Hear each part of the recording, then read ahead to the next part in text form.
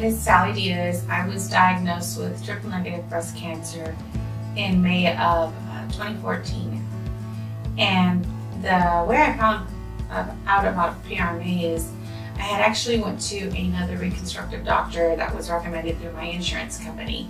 And I just remember going to them and leaving feeling very frustrated, very confused. I had a lot of anxiety and a lot of questions.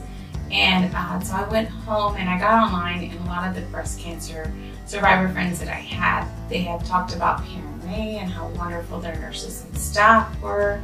And I just knew that I had to go to PRMA.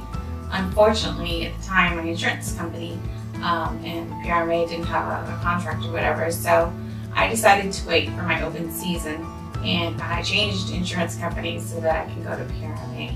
And luckily, it was 3 months, to the end of the year. So first of the year, the next year, I made my consult, and I was so happy that I changed insurances and that I went to PRMA because I was so happy with the results. I had done my research on all the different reconstruction options. I did my homework, I asked a lot of questions, and one of the things I did do was come to the PRMA Bra Day. And there was, the Bra Day where we can actually see breast cancer patients and their results. And you saw their live breasts, and you got to see all the different options and stuff. And I ended up choosing the DIEP flap. And one of the main reasons, well, actually it was like 2 reasons. One of the main reasons that I chose the DIEP flap is I had heard that with the implants, sometimes 10 or 15 years down the road, you might need to replace them or have them removed.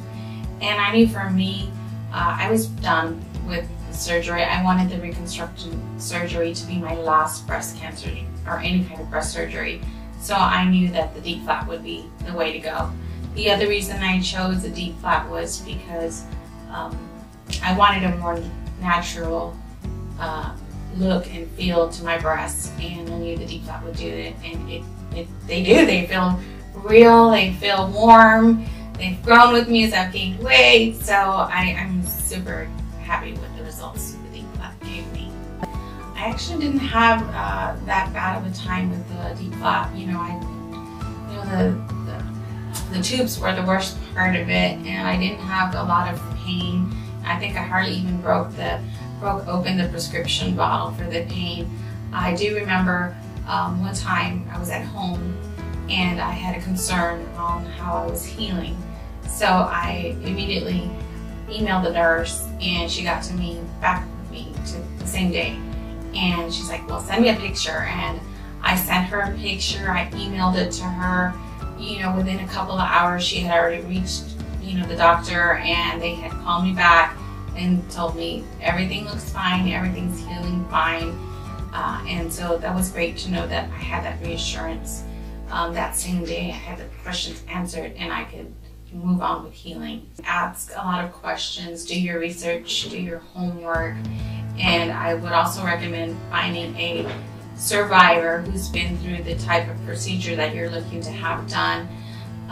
Those survivors are important because they answer questions that you didn't even think about answering, and they can help you along the way with what to look forward to at the end.